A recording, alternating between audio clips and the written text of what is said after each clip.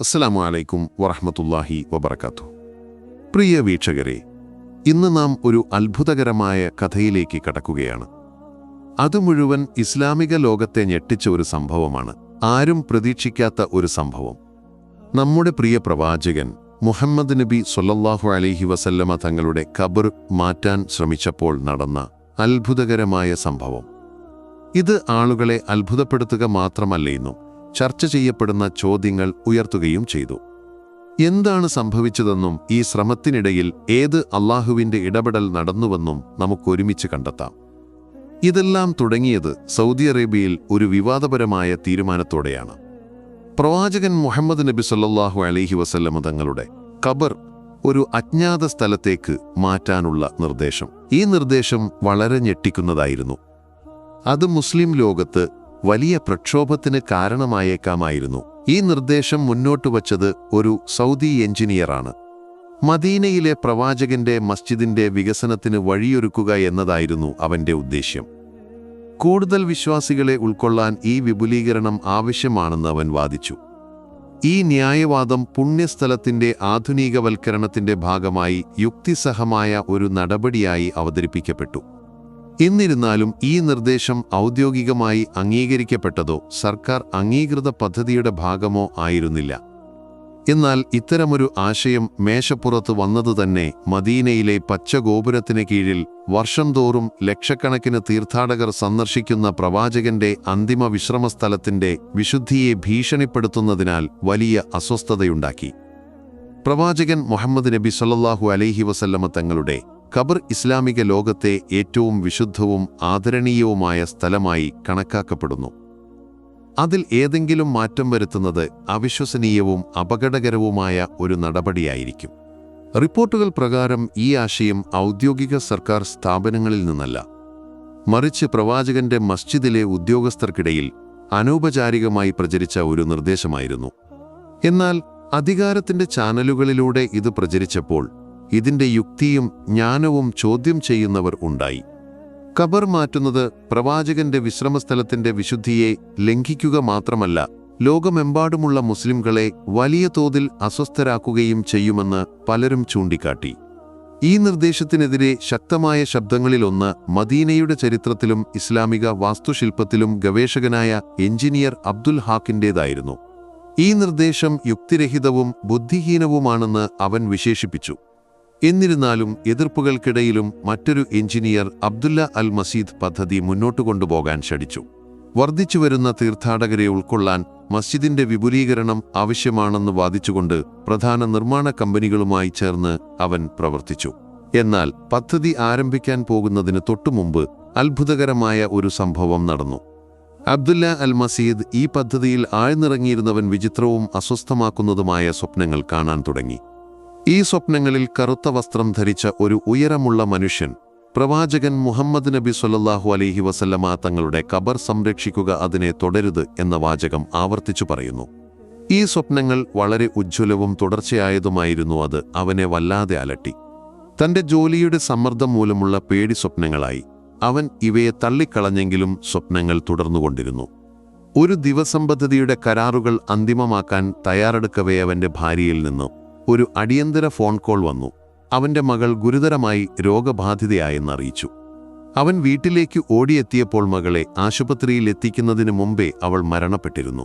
ആ നിമിഷം പ്രവാചകന്റെ ശവകുടീരം അലോസരപ്പെടുത്തരുതെന്ന് മുന്നറിയിപ്പ് നൽകിയ സ്വപ്നങ്ങൾ അവന്റെ മനസ്സിൽ തെളിഞ്ഞു. ഈ ദുരന്തം യാദൃശികമല്ലെന്ന് അവന്റെ ഹൃദയം മനസ്സിലാക്കി. മകളുടെ നഷ്ടത്തിൽ തകർന്ന അബ്ദുല്ല ഉടൻ തിരിച്ചെത്തി കമ്പനിയോട് പദ്ധതി നിർത്തിവെക്കാൻ ആവശ്യപ്പെട്ടു. കണ്ണീരോടെ അവൻ കരാറുകൾ കത്തിച്ചു പ്രവാചകന്റെ ഖബർ അലോസരപ്പെടുത്താനുള്ള പദ്ധതികൾ മുന്നോട്ടു കൊണ്ടുപോകാൻ കഴിയില്ലെന്ന് പ്രഖ്യാപിച്ചു. പ്രവാചകൻ മുഹമ്മദ് നബി സ്വല്ലല്ലാഹു അലൈഹി വസല്ലമ തങ്ങളുടെ ഖബർ എന്തിനേക്കാളും വിലപ്പെട്ടതാണതിനെ തുടരുത് എന്ന് അവൻ പരസ്യമായി പ്രഖ്യാപിച്ചു. ഈ ദുഃഖത്തിന്റെ നിമിഷത്തിൽ ഇത് അള്ളാഹുവിൽ നിന്നുള്ള ഒരു സന്ദേശമാണെന്ന് അവൻ മനസ്സിലാക്കിയത് അവഗണിക്കാൻ കഴിയാത്തതായിരുന്നു. എന്നാൽ പ്രവാചകൻ മുഹമ്മദ് നബി സ്വല്ലല്ലാഹു അലൈഹി വസല്ലമ തങ്ങളുടെ ഖബർ അലോസരപ്പെടുത്താനുള്ള ഈ ശ്രമം ആദ്യത്തേതായിരുന്നില്ല. ചരിത്രത്തിൽ നബിയുടെ ഖബർ ദോഷപ്പെടുത്താനോ അവിശുദ്ധമാക്കാനോ നിരവധി ശ്രമങ്ങൾ നടന്നിട്ടുണ്ട്.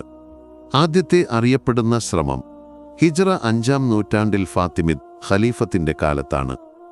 അന്നീജിപ്തിലെ ഭരണാധികാരി എല്ലാ ലാഭവും തന്റെ ഖജനാവിലേക്ക് ഒഴുകണമെന്ന് വിശ്വസിച്ച മദീനയിലേക്ക് ഒരു സൈന്യത്തെ അയച്ചു. ഈ ഭീഷണിയിൽ ഭയപ്പെട്ട മദീനയിലെ ജനങ്ങൾ അല്ലാഹുവിനോട് പ്രാർത്ഥിച്ചു. ആ രാത്രി അല്ലാഹു ശക്തമായ ഒരു കാറ്റയച്ചു. അത് ആക്രമണകാരികളെ ചിതറിച്ചു. പ്രവാചകന്റെ ശവകുടീരത്തിനടുത്തെത്താൻ അവരെ അനുവദിച്ചില്ല. രണ്ടാമത്തെ ശ്രമം അബ്ബാസിദ് ഖലീഫയുടെ ഭരണകാലത്താണ് നടന്നത്. പ്രവാചകന്റെ മസ്ജിദിനോട് ചേർന്ന ഒരു വീട്ടിൽ നിന്ന് ഒരു തുരങ്കം കുഴിക്കാൻ ശ്രമിച്ചു. തൊഴിലാളികൾ ശവകുടീരത്തിനടുത്തെത്തിയപ്പോൾ വിചിത്രമായ വെളിച്ചങ്ങളും വിശുദ്ധ സ്ഥലത്തെ അലോസരപ്പെടുത്തരുതെന്ന് മുന്നറിയിപ്പ് നൽകുന്ന ശബ്ദങ്ങളും കണ്ടു. ഭയപ്പെട്ട അവർ ഉടൻ ജോലി നിർത്തി ദൗത്യം പൂർത്തിയാക്കാതെ പിന്മാറി. മൂന്നാമത്തെ ശ്രമം 557 ഹിജ്റ വർഷത്തിൽ സുൽത്താൻ നൂറുദ്ദീൻ ഭരണകാലത്താണ് നടന്നത്. സുൽത്താന് ഒരു സ്വപ്നം കണ്ടു. അതിൽ പ്രവാചകൻ മുഹമ്മദ് നബി സല്ലല്ലാഹു അലൈഹി വസല്ലമ തങ്ങൾ തന്റെ വിരലുകൊണ്ട് എന്തോ ചൂണ്ടിക്കാണിച്ച് മുന്നറിയിപ്പ് നൽകി. ഉണർന്ന ഉടൻ സുൽത്താൻ തന്റെ മന്ത്രിമാരെ വിളിച്ചുകൂട്ടി അന്വേഷണം നടത്താൻ ഉത്തരവിട്ടു. ഖബറിലേക്ക് നീങ്ങുന്ന ഒരു തുരങ്കം അവർ കണ്ടെത്തി. ഒരു കൂട്ടം അവിശ്വാസികൾ പ്രവാചകന്റെ ശരീരം മോഷ്ടിക്കാൻ ആളുകളെ വാടകയ്ക്കെടുത്തതായി വെളിപ്പെട്ടു. ഗൂഢാലോചകർ പിടിക്കപ്പെട്ട സുൽത്താൻ അവരെ വധിക്കാൻ ഉത്തരവിട്ടു. ദൈവിക ഇടപെടലിലൂടെ ഖബർ വീണ്ടും സംരക്ഷിക്കപ്പെട്ടു. സുൽത്താൻ അല്ലാഹുവിന് നന്ദി പറഞ്ഞു. ഈ ചരിത്ര സംഭവങ്ങൾ കാണിക്കുന്നത് അല്ലാഹു തന്റെ അനന്തമായ ജ്ഞാനത്തിൽ പ്രവാചകൻ മുഹമ്മദ് നബി സല്ലല്ലാഹു അലൈഹി വസല്ലമ തങ്ങളുടെ ഖബർ എല്ലായ്പ്പോഴും സംരക്ഷിച്ചിട്ടുണ്ടെന്നാണ്.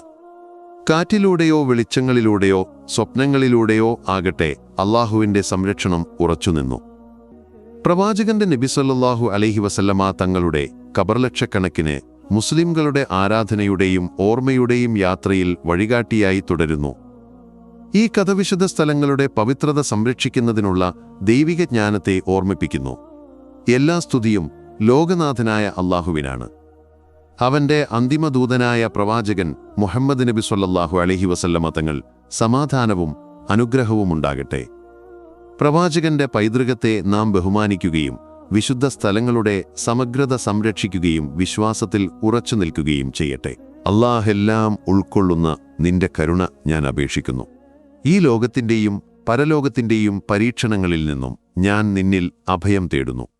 അല്ലാഹുവിന്റെ അനുഗ്രഹീതരുടെ പാതയിലേക്ക് നിന്റെ കോപത്തിന് പാത്രമായവരുടെയോ വഴിതെറ്റിയവരുടെയോ പാതയല്ലേ എന്നെ നയിക്കണമേ. അല്ലാഹുവിനിക്ക് ഗുണകരമായ അറിവും ധാരണ നിറഞ്ഞ ഹൃദയവും നിന്നെ സന്തോഷിപ്പിക്കുന്ന പ്രവർത്തനങ്ങളും നൽകണമേ. അല്ലാഹുവിന്റെ മാപ്പ് തേടാനും നീതിമാന്മാർക്കൊപ്പമായിരിക്കാനും എനിക്ക് ശക്തി നൽകണമേ. അല്ലാഹുവിന്റെ ആത്മാവിന്റെ തിന്മയിൽ നിന്നും ശൈതാനിന്റെ മന്ത്രണങ്ങളിൽ നിന്നും ലോകത്തിന്റെ ദോഷങ്ങളിൽ നിന്നും എന്നെ സംരക്ഷിക്കണമേ. ഓ ദുർബലരുടെ സംരക്ഷകനേ, നിന്റെ ചിറകുകൾക്ക് കീഴിൽ എന്നെ അഭയം നൽകണമേ. എൻ്റെ കുടുംബത്തെയും പ്രിയപ്പെട്ടവരെയും എനിക്ക് വിലപ്പെട്ടവരെല്ലാം സംരക്ഷിക്കണമേ. അല്ലാഹ് എൻ്റെ വിശ്വാസത്തിൽ എന്നെ ഉറപ്പിച്ച നിന്റെ ഓർമ്മയിൽ എൻ്റെ ഹൃദയം ദൃഢമാക്കി പരീക്ഷണങ്ങളിൽ എൻ്റെ ഇച്ഛാശക്തി ബലപ്പെടുത്തണമേ. എൻ്റെ ഹൃദയം ശുദ്ധമാക്കി എൻ്റെ മനസ്സിനെ കേന്ദ്രീകരിക്കുകയും എൻ്റെ പ്രവർത്തനങ്ങളെ നിനക്ക് പ്രീതികരമാക്കുകയും ചെയ്യണമേ. എൻ്റെ ഹൃദയം വിനയപൂർവവും നിന്റെ സേവനത്തിൽ ആത്മാർത്ഥവുമാക്കണമേ. അഹങ്കാരമോ ഗർവോ എനിക്ക് വരുത്താതിരിക്കണമേ. ആമീൻ. അസ്സലാമു അലൈക്കും വറഹ്മത്തുള്ളാഹി വബറകാതുഹു.